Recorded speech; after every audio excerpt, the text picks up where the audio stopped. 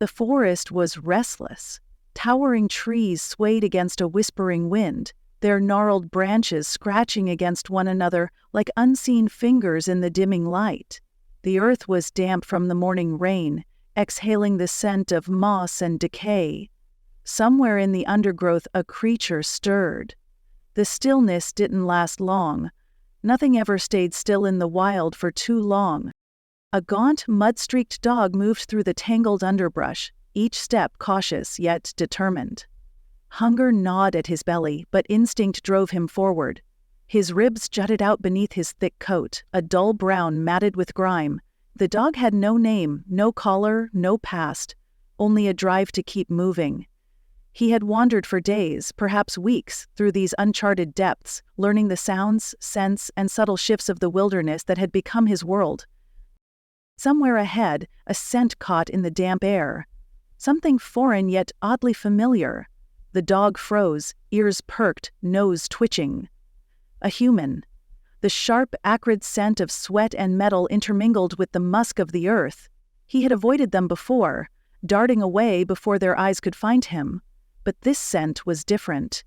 It was laced with something else, something wrong, fear. The dog pressed forward, paws silent against the wet leaves.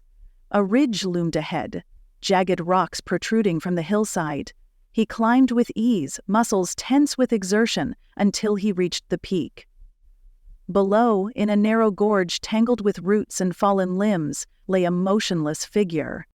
A man. He was twisted at an unnatural angle, one arm pinned beneath his body, his face obscured by a tangle of wet hair and mud.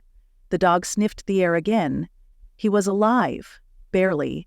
Shallow breaths escaped his lips, misting in the cool evening air. The dog hesitated. He had spent so long running from humans, wary of their hands, their voices, their unpredictable movements. But something deeper, something instinctual stirred within him now. The scent of blood was faint, but there. The man wouldn't last the night. The dog descended into the gorge, careful not to disturb the loose stones that threatened to skitter down the slope. He approached the man cautiously, ears flattened, eyes darting toward the unseen depths of the forest. The wind shifted, carrying the distant rustle of movement. Something else was near, watching. The dog nudged the man's hand with his nose. No response. He pawed at the sleeve, damp with rain and dirt. A weak groan slipped from the man's lips, his fingers twitching. The dog stepped back, muscles tensed. The movement in the trees grew closer. The sound of footfalls. Soft, measured. Something larger than a fox, smaller than a bear. The dog turned toward the shadows, hackles raised. A wolf. Its silhouette emerged from the darkness, fur bristling, golden eyes locked onto the dog. The two creatures stared at one another, a silent standoff written in the language of the wild. The dog knew what hunger looked like. He had felt it himself. The wolf was lean, ribs visible beneath its thick fur, its muzzle streaked with the remnants of its last meal. A scavenger's hunger, a predator's patience. The dog lowered his head, his own muscles coiled like a wound spring. A moment stretched between them, taut as a drawn bow. Then, from behind the dog, the man let out another groan. Softer this time, but enough to break the silence. The wolf's ears flicked, its head tilting ever so slightly. It was measuring the scene, weighing the risks.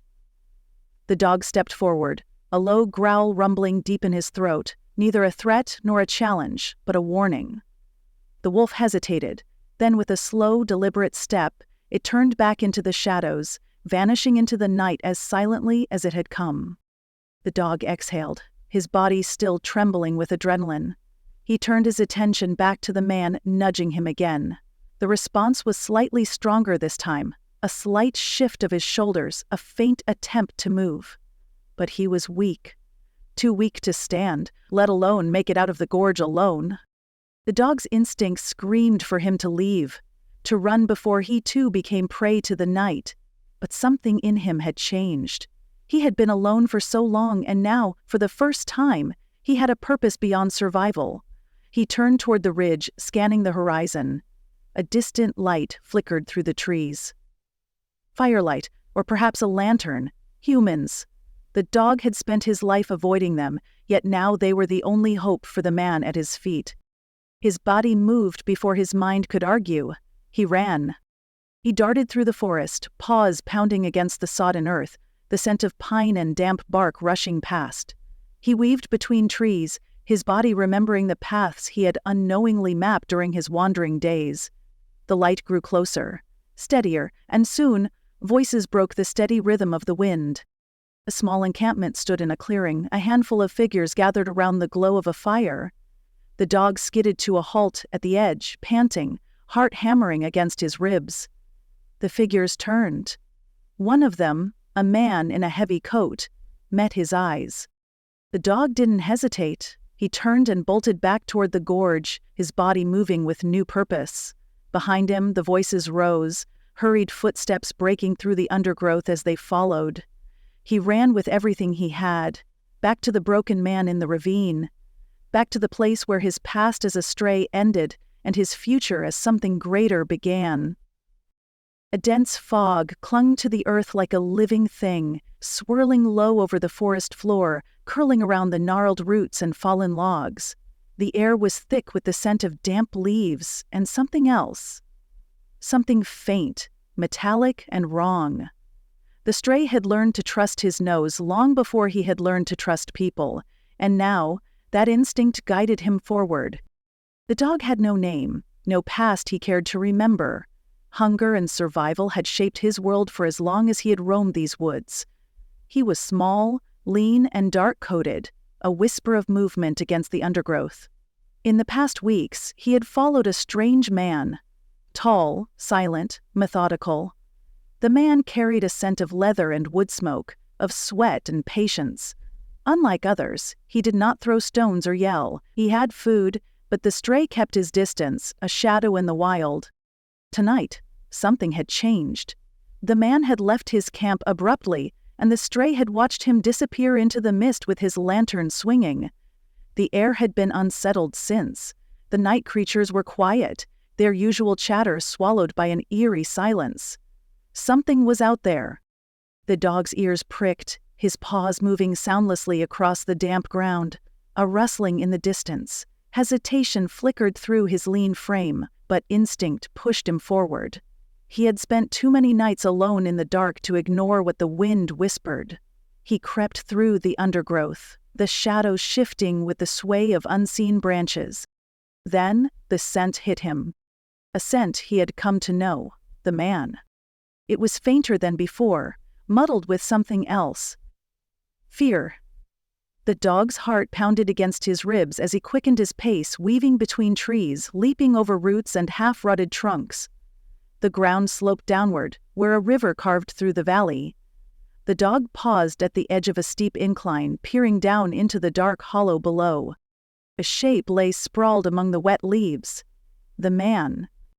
He was motionless, his lantern overturned, its flame guttering weakly against the damp earth. The air carried a sharper scent now. Iron and pain. The dog's hackles rose.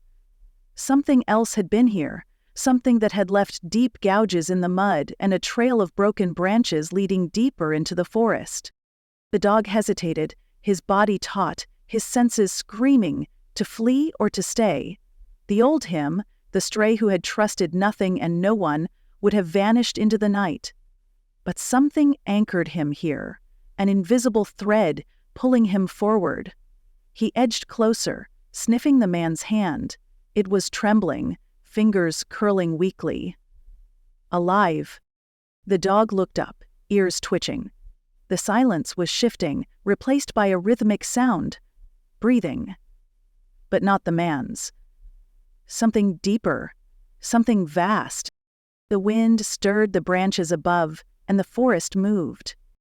A shadow loomed just beyond the broken path, a massive shape barely visible through the trees.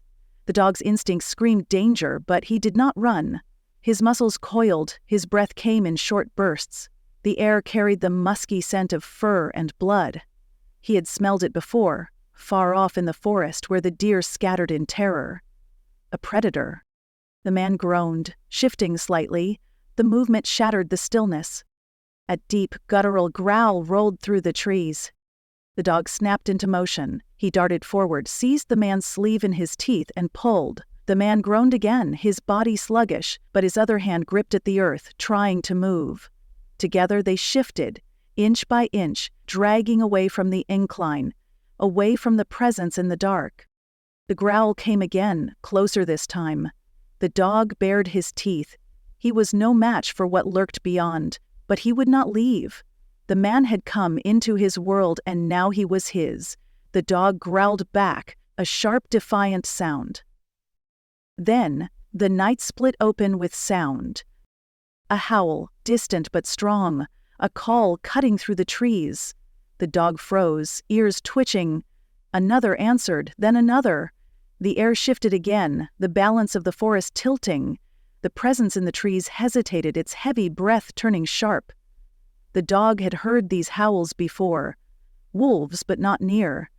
They were closing in now. The predator faded, slipping away as the cries of the pack echoed over the valley. The dog did not move until the sounds disappeared into the night. Only then did he turn back to the man, nudging his arm, urging him onward. The man stirred, his fingers curling into the dog's fur. A faint squeeze. A silent agreement. The stray was no longer alone.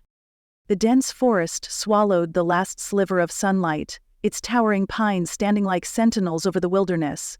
A chill hung in the air, a warning that night would soon stretch its fingers through the landscape.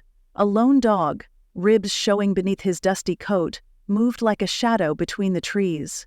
His nose twitched, his ears flicked at the whispering sounds of unseen creatures. Hunger gnawed at him, but so did something deeper. An instinct, an unrelenting need to move forward, to find something or someone. The stray had no name, no home. He had once belonged to a person long ago, but now he belonged to the forest.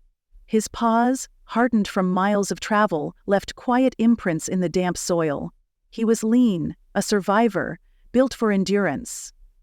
The wind carried the scent of water, of pine sap, of something faintly metallic. His body tensed. He followed the trail, weaving through the underbrush, past the gnarled roots and fallen logs where unseen eyes glowed in the dimming light. The scent grew stronger, sharper, filled with something familiar yet distant. Human. He paused, muscles coiled, his breath visible in the cooling air. The forest had its own rhythm, its own voice, a rustling here, a snap there. But this was different. This was out of place. The stray lowered his head and crept forward, cautious but determined. A shallow ravine opened before him, a sheer drop into tangled brambles and jagged rock. The scent led downward. His heart pounded in his chest. He knew danger, had tasted it in the streets where other strays fought for scraps, had smelled it in the air before storms rolled in. But this was something else. He edged closer, his claws gripping the loose dirt. Below, half buried beneath a layer of fallen leaves, lay a boot. A human boot? The dog froze, his instincts screamed at him to run, but another part of him, something deeply embedded in his bones, told him to stay. To help. Cautiously, he scrambled down the ravine, his body moving with practiced agility. Closer now, the scent of human was undeniable. He sniffed the boot, then the leg inside it, unmoving. His tail dropped low. The person was still. Too still. The stray pressed his cold nose against the exposed wrist of the figure, feeling the faintest flicker of warmth beneath the dirt and scratches. Alive. Barely. Night was falling fast. The forest, once filled with the gentle hum of life, had become a place of silence, as if the trees themselves held their breath. The stray nudged the person, then again harder. No response. He lifted his head, ears perked, listening for any sign of others. Nothing. Something rustled in the trees above, his body stiffened. The forest was never truly empty. Then, a distant sound. Far away, but growing louder. A faint hum, rhythmic, mechanical. The dog turned his head toward it. Something stirred inside him. A memory from a time before he was alone. Voices, light, warmth. The sound of humans calling, moving, searching. He remembered the sound of a whistle, the press of a hand against his head, and then nothing. The sound in the distance swelled, becoming a vibration in the earth beneath his paws. He had a choice: stay here, in the only life he had known, or act. The stray stepped forward, tilting his head. The howl carried through the trees, a call cutting through the quiet. He paused, listened. Then again, another howl, more urgent. Silence stretched, thick and heavy. Then an answer. A distant voice, followed by another. The vibration beneath him turned to the steady thud of approaching footsteps. Light flickered through the branches. The stray didn't move from the injured person's side. He had found them, and now they would be found. The figures emerged through the trees. 2, 3, then more. Flashlights swept the forest floor, landing on the ravine. One of them spotted the dog, their voice sharp with shock and urgency. The stray didn't flinch. He stood his ground, ears alert, tail still. Ropes were thrown, voices shouted commands. The forest came alive with the sounds of rescue. The stray watched as hands lifted the unconscious human from the ravine, checking for breath, for life. Someone turned toward him, stepping cautiously. A hand was extended, palm up, slow and inviting. The stray hesitated. And then he took a step forward. The forest faded behind him as he walked alongside the rescuers. He didn't know what waited beyond the trees, beyond the life he had always known. But something inside him had shifted. He was no longer just a stray. He was a search dog now,